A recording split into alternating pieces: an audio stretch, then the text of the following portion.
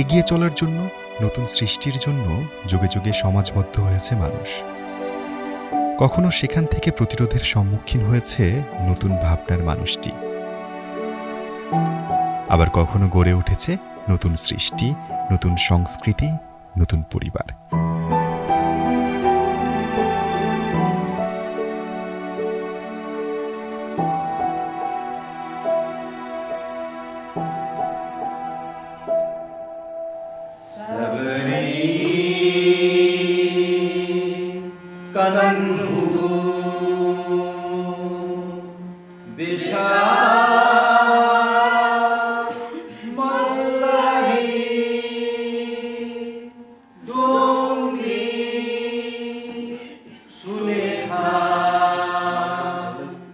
Theatre তেমনই একটি সংগঠন যেখানে গল্পের পেছনে গল্পের কারিগরদের গল্প তৈরি হয়, তৈরি হয় কাঁধে কাঁধ মিলিয়ে এগিয়ে যাওয়ার চেতনা, তৈরি হয় পরিবার।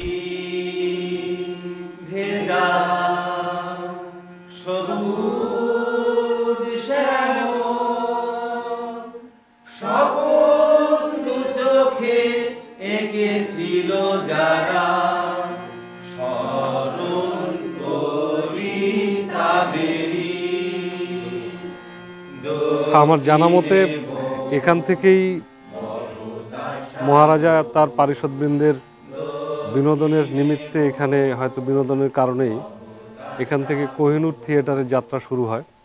সেটা খুব বেশি দিন টিকেনি, কারণ আসলে থিয়েটারের মানুষ তো সবসময় নিপীড়িত, নির্যাতিত, নিষ্পেষিত মানুষের কথা বলে, যেটা হয়তো অনেক সময় রাজদরবারের জন্য বা রাজা মহারাজার জন্য বা শাসকদের জন্য অনেক সময় ব্যত্যয় ঘটায়। সে কারণে এটা ভেঙে হয়তো পরবর্তীতে দিনাজপুরে ডায়মন্ড জুবলি নামে একটি থিয়েটার চালু হয়। সেটাও খুব বেশি দিন টেকেনি। তারপরে দিনাজপুরের শতবর্ষী, 100 বছরও পার হয়ে গেছে, 1913 সালের 21 জুন প্রথম নাটক চন্দ্রগুপ্ত, এই চন্দ্রগুপ্ত নাটক মঞ্চায়নের মধ্য দিয়ে দিনাজপুর নাট্য সমিতির যাত্রা শুরু হয়। এই প্রতিষ্ঠানটি কিন্তু অদ্যাবধি একেবারেই ঠিক নাটকের সাথেই আছে, শিল্পের সাথেই আছে, সংস্কৃতির সাথেই আছে। নাট্য সমিতির পাশাপাশি ঠিক পাকিস্তানি শাসক গোষ্ঠীর বিরুদ্ধে লড়াই করবার জন্য 1963 সালে নবরূপী নামে আরেকটি সাংস্কৃতিক সংগঠন, সেই সময় তরুণ যারা নাট্যমোদী এবং সংস্কৃতিমোদী লোক ছিলেন, তাদের মধ্যে অন্যতম কাজী বোরহান, শাহজাহান শাহ, তাদেরও 6 দশক পূর্ণ হয়ে গেছে। তো 1992 সালের 22 জুন আমাদের থিয়েটারের প্রতিষ্ঠা হয়। তো আমাদের মধ্যে একটা তাড়না কাজ করতো যে নাটকের যে সেই সময়ের যে অনেক বেশি আধুনিক নাটক কিংবা বিশ্ব নাট্যের সাথে আরেকটু কীভাবে আলাদা করে নিজেকে উপস্থাপন করা যায়, সেই বিষয়গুলো যখন আমাদের মধ্যে দানা বাঁধতে থাকে, তখন মনে হয় যে না, একটু আলাদা করে কাজ করা যায় কিনা।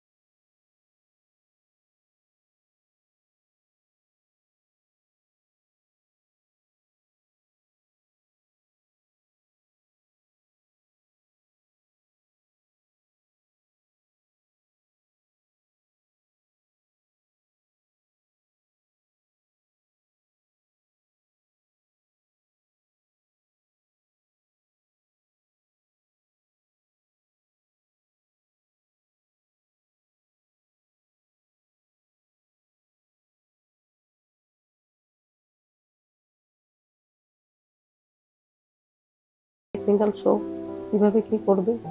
হাজবেন্ড মারা যাওয়ার পরে পুরোপুরিভাবে আমার দল এবং আমরা ভেবে নিই যে নাটকটি হয়তো আমি আর মঞ্চে টেকনিক্যাল শোটা করতে পারবো না। সেদিন আমার টেকনিক্যাল শো ছিল ফাইনাল, কারণ ওই নাটকটি নিয়ে আমরা পরের দিন কলকাতা যাব, এরকম একটা অবস্থায় নাটকটি আমার শো ছিল।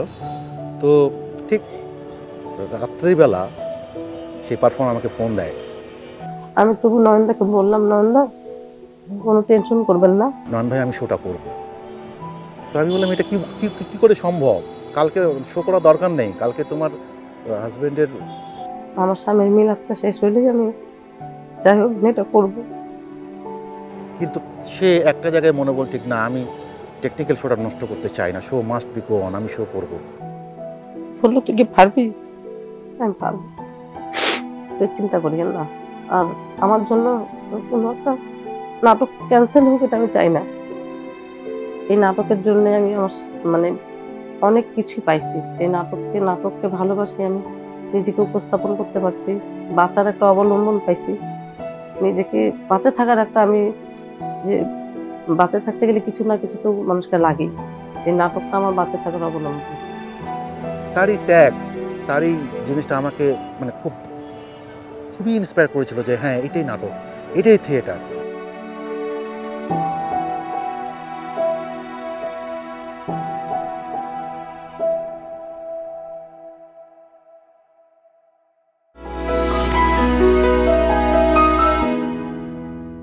উছল কইরা বান্ধরে দিঘি, ও আমরা জল ভরণে যাব আরো কি, ও আমরা জল ভরণে যাব আরো কি, এমন সুন্দর কই না গো তুমি, ও তোমার নাকো দেখি খালি আরো কি, ও তোমার নাকো দেখি খালি আরো কি। যেখানে মনের আনন্দ ছাড়া আর চাও পাওয়ার কিছু নেই, সেখানেও প্রতিবন্ধকতার শেষ নেই একজন সমাজকর্মীর। আমি একজন আদিবাসী ওরাও সম্প্রদায়ের মেয়ে। ছোট থেকে মানে সংস্কৃতির জগৎটা পছন্দ করতাম। প্রথম যাত্রাটাই হচ্ছে আমাদের এই আদিবাসী নাটক মান্ডি আমখি নিয়েই। তো পর্যায়ক্রমে আমরা যখন এই নাটকটার রিহার্সাল শুরু করতে যাই, তখন আমাদের আসলে পরিবেশ থেকে বিভিন্ন ধরনের আমাদের হচ্ছে যে কুকথা, কুমন্ত্র, মানে মানুষের আরও হচ্ছে যে বাধা বিপত্তি, এগুলো আমাদেরকে মানে পিছন থেকে মানে আঁকড়ে ধরার চেষ্টা করে, যেন আমরা সেখানে না যাই, সেই চর্চাগুলো না করি। মানে এরকম একটা বাধা বিপত্তি মা বাবাদেরকে সবসময় মানে কুমন্ত্র দিতে থাকতো, তোমার মেয়েগুলো যায় কেন ওখানে, ছেলেদের সঙ্গে কথা বলে ওখানে হাহাহি করে, নাচ গান করে, আসলে কি এটা ঠিক? মানে এইভাবে করে বাবা মাদেরকে মানে কুমন্ত্র দিতে থাকতো। কিন্তু আমরা মানে এরকম একটা অবস্থায় ছিলাম যে না, আমাদের সংস্কৃতি, আমাদের নাচ গান আমরা কিভাবে ধরে রাখবো, কিভাবে টিকিয়ে রাখবো, এই শক্তিটা নিয়ে আর কি আমাদের সেখানে যাওয়া। আমি মনে করি যে আসলে আমি যেভাবে চিন্তা করতে পারি, আমাকে যেভাবে উপস্থাপন করতে পারি, সেইভাবে আরেকটা মানে যে মেয়েটা থিয়েটারে অংশগ্রহণ নাই, মানে থিয়েটার নিয়ে কাজ করে না, আসলে সে সেভাবে তাকে চিন্তা করতেও পারবে না। নানান ত্যাগ তিতিক্ষার মধ্য দিয়েই কিন্তু একজন শিল্পী তৈরি হয়। কিন্তু আমাদের সমাজ ব্যবস্থায় দেখা যায় যে আমরা নানান সময় নানান রকমভাবে আমরা ঝরে পড়ি। এই শিল্পীরা যে ঝরে যায়, কেউ তার ব্যবসা বাণিজ্য বা আর্থিক সংকটের কারণে, আবার দেখা যায় যে নারীরা তাদের যখন সংসারে আবদ্ধ হয়, তখন দেখা যায় যে নারীটাকে পছন্দ করেছে কিন্তু তার শিল্পীর কারণেই, সে একজন শিল্পী, সেজন্যই কিন্তু সেই নারীটিকে পছন্দ করেছে। কিন্তু দেখা যায় যে বিপরীতটা, বিয়ের পরে তাকে সেই জায়গা থেকে সরিয়ে নিয়ে আসা হয়। অনেক ত্যাগের গল্পকে পুঁজি করে এগিয়ে যেতে থাকে থিয়েটারের গল্প। মঞ্চস্থ হয় একটি নাটক, যে গল্প মঞ্চে সীমাবদ্ধ না থেকে ভর করে কর্মীর জীবনে।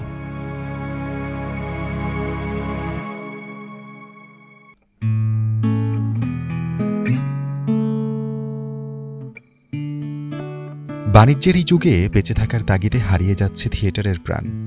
থিয়েটার কর্মীরা জীবিকার তাগিদে ছিন্ন হচ্ছে বন্ধন। কিন্তু শরীর তাতে বাঁচলেও মনের খবর কি কেউ রাখে?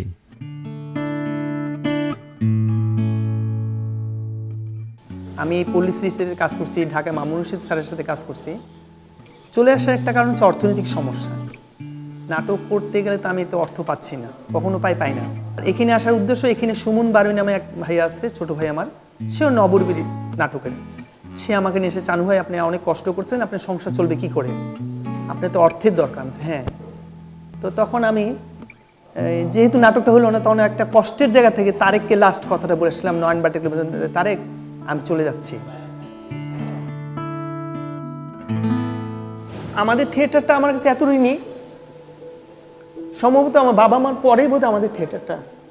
আমি ইচ্ছা করলে এখান থেকে আমি সংগঠনের কারোর সাথে ফোন করতে পারি, কারণ যখন মোবাইলটা অন করি তখনই আমার সামনে কাস্টমার আসে, অর্ডার নেয়, অর্ডার দেয়।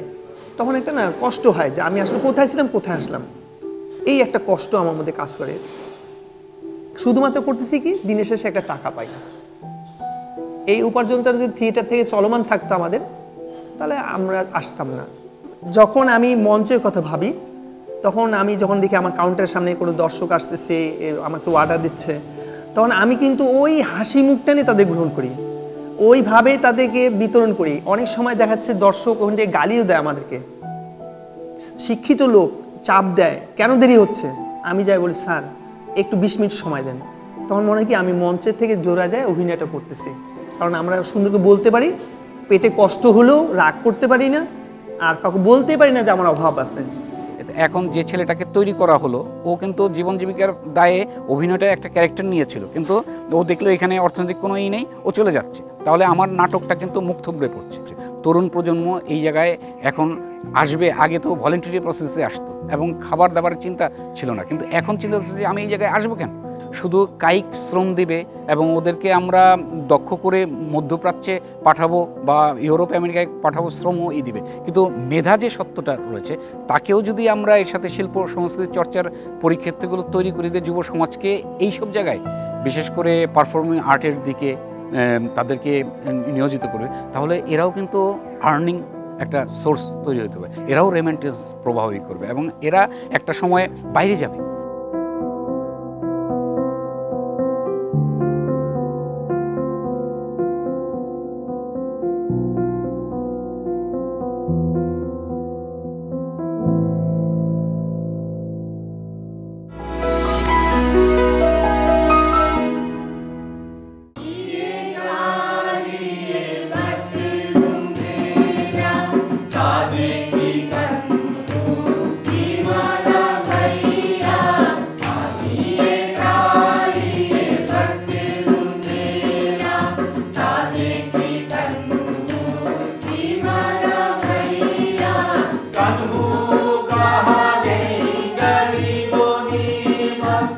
হাজার বছরের পুরনো দিনাজপুরের সংস্কৃতি, এই সংস্কৃতির সাথে এসে নাটকের একটা ভালো সংযোগ ঘটেছে এবং সেই নাট্যচর্চার প্রয়াসটাকে আরও বেশি বিস্তৃত করবার জন্য মহারাজা এখানকার গিরিজানাথ এরা ভূমিকা পালন করেছিলেন এবং প্রথম যে নাট্য প্রয়াস হয়েছিল একটা ঐতিহাসিক নাটক এবং ওই ঐতিহাসিক নাটকে অভিনয় করেছিলেন আমাদের গুরুদাস তালুকদার।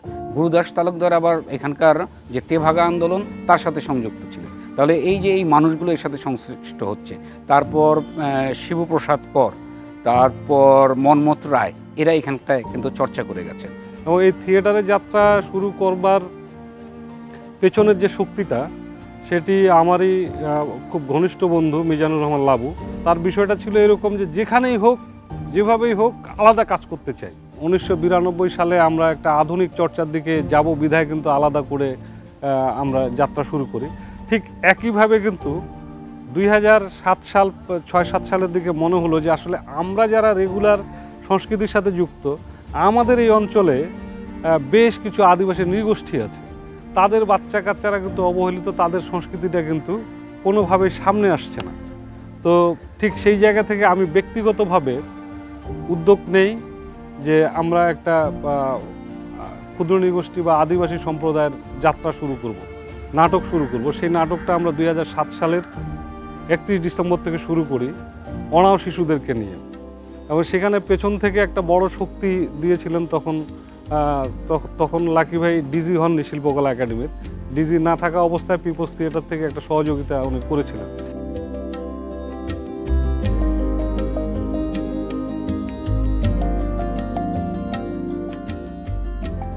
আমরা 2008 সালে আমাদের তারেক ভাই আমাদেরকে নাটক করতে এখানে রিহার্সাল করাইতো। তারপরে এখান থেকে আমাদেরকে দিনাজপুরে নিয়ে যায়, দিনাজপুর থেকে ঢাকায় আমাদেরকে নিয়ে যায়।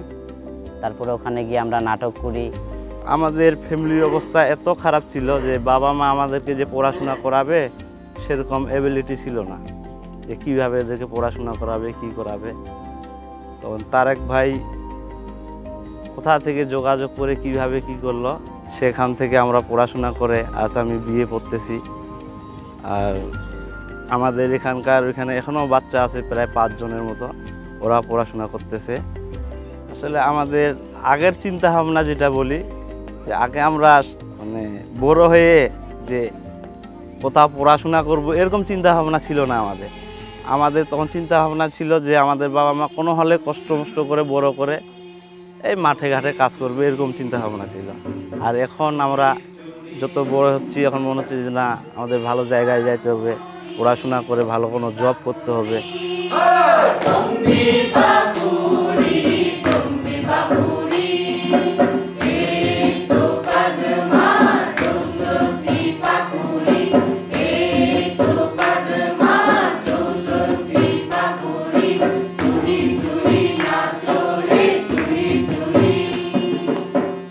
নাট্য জগতে আমাদের পুরোধা ব্যক্তিরা আছে, তারা সবাই বলে যে আমাদের থিয়েটার একটা তারুণ্যের অহংকার।